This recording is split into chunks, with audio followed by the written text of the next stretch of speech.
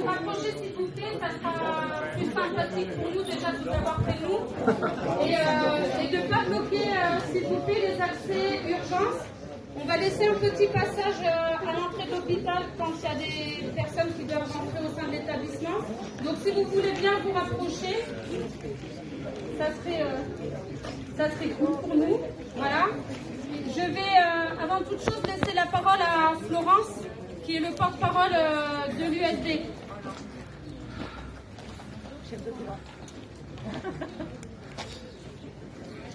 Bonjour à tous déjà. Donc cette manifestation aujourd'hui, c'est dans le cadre national de la santé et de l'action sociale de notre fédération, donc de la CGT Santé et Action Sociale. C'est pour tous les champs de la santé, le médico-social. Je ne peux pas parler de toi. Je rapproche le micro. Est-ce qu'on m'entendait mieux là?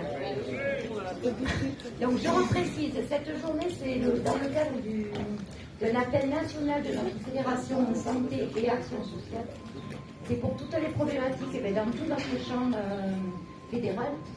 La manifestation aujourd'hui, c'était intéressant de venir dans un hôpital de proximité. C'est pour ça que dans le département, on a appelé à un rassemblement sur la structure de Laurent, où je dis que vous expliquera après la problématique. La problématique dans le département, c'est la même possibilité ici aujourd'hui. Je pense qu'il y a au moins 200 lits fermés. On n'a pas les chiffres, bien évidemment, définitifs, parce qu'on a du mal à les avoir, parce qu'il y a des lits qui ferment d'un côté, de l'autre, qui rouvrent. Enfin voilà. En tous les cas, on peut dire qu'aujourd'hui, entre le département des Pyrénées-Atlantiques, il y a plus de 200 lits fermés en tout. La prise en charge des personnes est de plus en plus compliquée. Un exemple, moi je suis de la psychiatrie, on a l'accueil de nuit du service d'urgence est fermé. Donc ça veut dire que ça va vous impacter à Laurent aussi et dans tout le département. Le médico-social, je pense qu'ils sont aussi à la rue avec les prises en charge des personnes qui suivent, puisqu'il manque de personnel, il manque de financement aussi. Donc voilà pour le contexte général. Je vais laisser la parole à Angélique pour Laurent.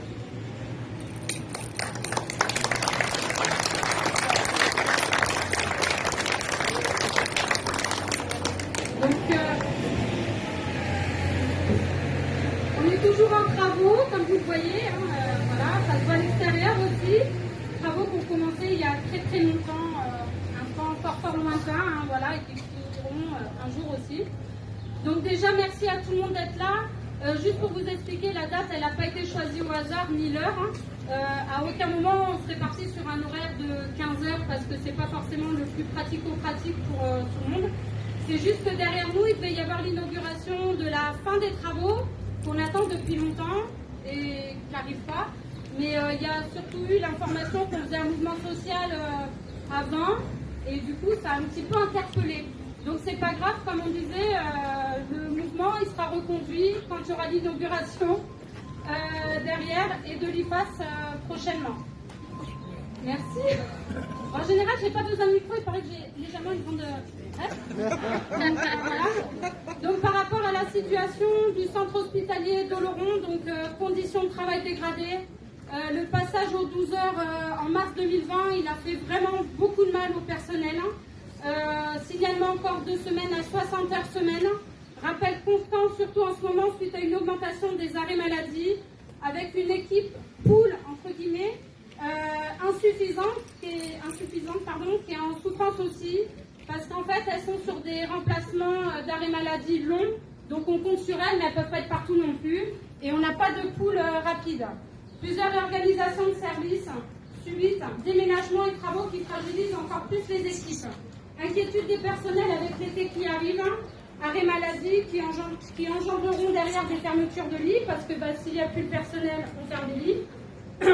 Et bien évidemment, si canicule annoncée, surcharge de travail, parce que pour nos âgés, c'est tour hydrique toutes les heures, c'est des tours de change, et bien évidemment, pas d'augmentation de personnel. Les heures supplémentaires non payées, sentiment d'être des pions et de remplir des cases, c'est ce qui ressort beaucoup ces derniers temps. Et malheureusement, c'est pas d'hier, ça fait des mois, voire des années que c'est comme ça. Au niveau des urgences et de l'USC, il n'y a pas de réseau téléphonique. Ça veut dire que les patients qui sont hospitalisés, ça peut être un détail pour certains, mais pour nous pas. En fait, ils ne peuvent pas être joignables Donc en fait, ça veut dire interruption de tâches au niveau des portables de service. Donc les collègues infirmières, elles sont overbookées. Donc c'est compliqué de répondre au téléphone et de faire des soins.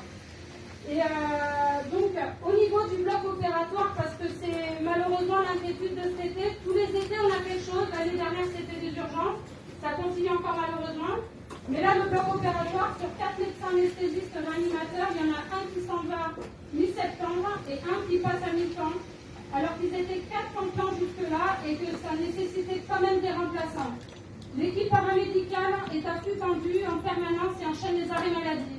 Équipe usée, fatiguée. Il faut savoir quand même qu'il y a une fermeture annoncée du 31 juillet inclus au 15 août inclus, avec une réouverture le 16 août. Tout est conforme. Alors je regarde à mon tour les collègues de Pau parce que bon, nous on va récupérer malheureusement des patients de Pau avec les fermetures du CHP. Mais Pau va récupérer les patients qu'on ne pourra pas accueillir qui auront besoin d'une intervention chirurgicale. Les SIAD et les IPOD demandent une prime d'indemnité dimanche et férié. Depuis au 1er juillet, la direction ne veut pas payer la rétroactivité. Attente avis trésorier de Pau. Voilà. Les IAD refusent de la direction de payer le prix en tête depuis janvier 2021. Ça fait 1 an qu'elle bataille. La direction dit que c'est trop compliqué pour le calcul des heures alors que l'équipe a déjà tout préparé et tout fait. Ils ont juste à vérifier de leur côté. Depuis septembre 2022, les IAD elles ont changé 6 fois de planning.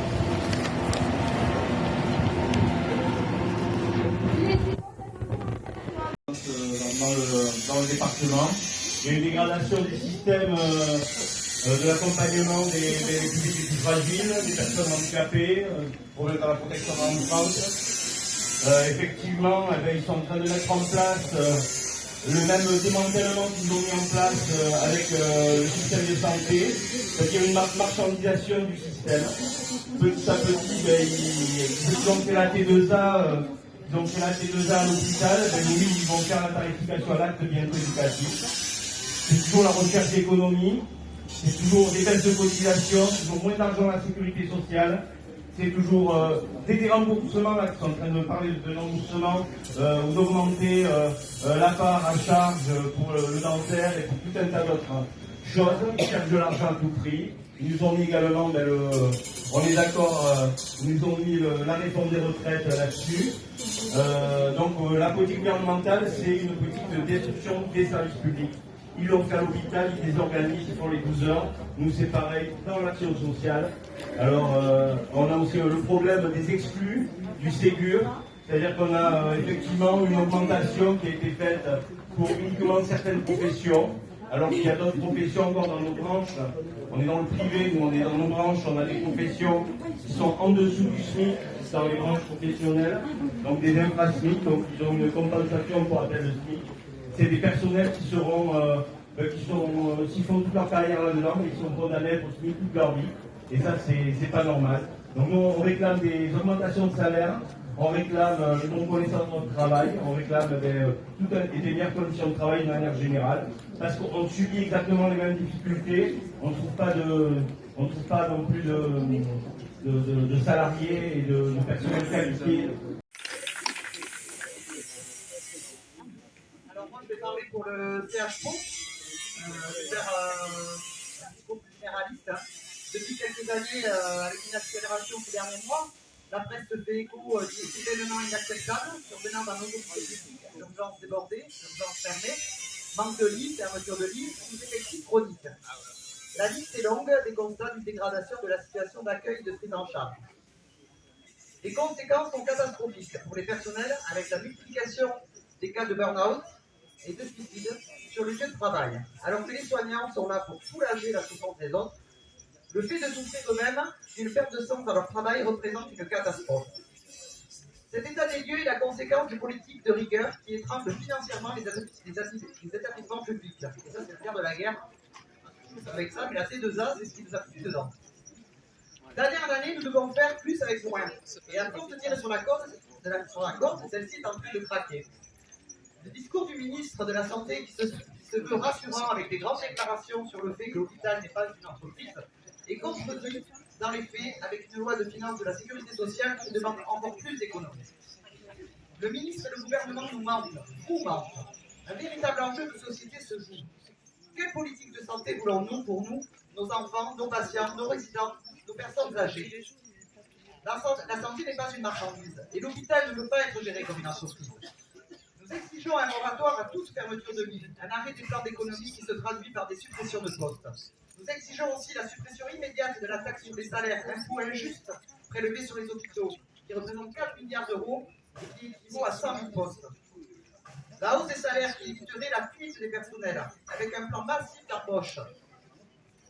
Comme vous le savez, quand les personnels hospitaliers font grève, ils mordent sur le bras, dans le dos, ainsi marqué solidaire de la grève. Mais continuez à vous soigner et à assurer le bon fonctionnement du service public. C'est pourquoi nous vous demandons de nous soutenir et de continuer la lutte avec nous pour que notre système de santé et d'action sociale se poursuive. Et dévastées, les maternités fermées ou menacées, les services d'urgence en fonctionnement intermittent, blocs de chirurgie fermés ici cet été, en psychiatrie au CH de Pau, fermeture de 48, les accueils filtrés par le 15 dès 18h30, c'est un renvoi vers SOS Proximité, SOS Suicide, où quand vous appelez le 15 et que vous demandez les pompiers, on vous répond non, je l'ai eu il n'y a pas longtemps. Comme s'il fallait choisir l'heure ou le jour de l'accident, de l'infarctus ou de sa décompensation. C'est la sécurité de la population qui est mise en cause. La coordination nationale rappelle ses propositions. La priorité doit être donnée à un service public assurant un accès aux soins de qualité dans la proximité, non à la préférence donnée au secteur privé, plus coûteux pour la société. Le manque actuel de professionnels de santé nécessite un changement de paradigme. Il faut en former plus, mais aussi savoir les garder, en assurant de meilleures conditions de travail et de salaire, en mettant fin au harcèlement managérial tourné vers la recherche d'économie à tout prix pour en faire respecter leur éthique professionnelle. En ce qui concerne les médecins et les professionnels soignants du service public, il faut rapprocher leurs revenus des secteurs privés pour arrêter leur fuite vers le privé. Cela demande bien sûr des moyens financiers. Alors que le gouvernement envisage déjà un nouveau tour de vis pour 2024, après une progression des dotations aux hôpitaux en 2023 inférieure à l'inflation, la coordination nationale engage une campagne pour que la loi de financement de la sécurité sociale 2024, qui sera votée à l'automne, réponde aux besoins de la population et non aux intérêts privés de certains. L'exemple, l'annonce faite par le gouvernement de la diminution de prise en charge des soins dentaires par la sécurité sociale, de 40% passe à 30% de remboursement. C'est un pas de plus dans la case de notre système de protection sociale solidaire et un cadeau pour les assurances privées, pour le monde de la finance. C'est pénaliser les plus précaires, qui souvent n'ont pas de mutuelle, et pénaliser ceux qui en ont une, car leurs cotisations mutuelles vont augmenter. Tout le monde sera donc pénalisé, sauf que certains arriveront à payer leurs soins dentaires, les plus riches, les autres non. Et comme il n'y a pas de bonne santé générale sans une bonne santé bucco-dentaire, ce seront donc encore les plus précaires qui en subiront les conséquences. Vous vous rappelez les sans-dents? Cette formule de pauvre a malheureusement un bel avenir devant elle. Alors comprenne qui pourra et qui voudra.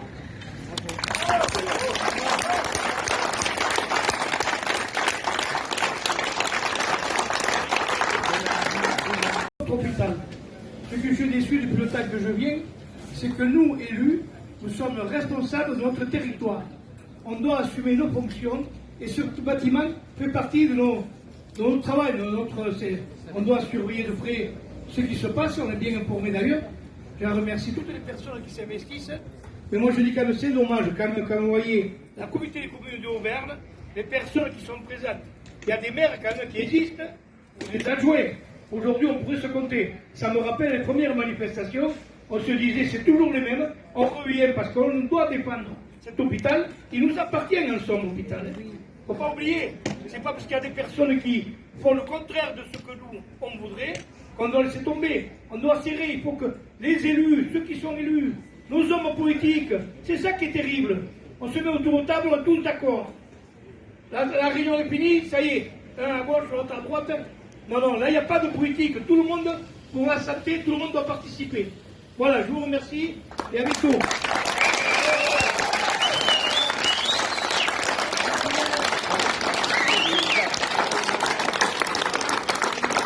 L'inauguration devrait avoir lieu en bientôt. On verra. L'IFAS qui est juste là-bas, donc l'Institut de formation aide-soignant sera là-bas. Et puis pas besoin de vous dire que on sera là. Et on espère qu'il y aura beaucoup de monde. Parce que là, il y avait 300 invités quand même, a priori. Donc voilà. Mais on sera là en septembre pour accueillir tout le monde. Voilà, merci d'être là. Et par contre, je tiens juste quand même à vous dire qu'on reste très vigilant, l'équipe. Parce que là, au vu des arrêts maladie qu'il y a, on entend ces fameux bruits de couloir, mais en général qui partent toujours de quelque part, qui disent qu'on va fermer des lits. Parce que comme il n'y a pas le personnel, on va fermer les lits. Mais c'est toujours pareil. Pourquoi il n'y a pas le personnel? C'est parce que les équipes sont épuisées. Donc ça, il faut quand même vraiment insister là-dessus. Il risque d'y avoir des fermetures de lits cet été.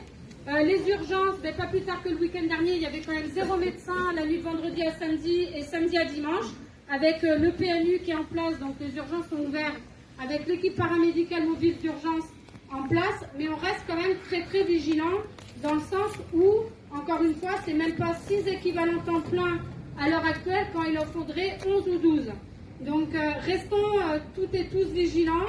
Cet hôpital, c'est le vôtre et voilà, main dans la main, on peut arriver à faire des grandes choses. Merci à vous.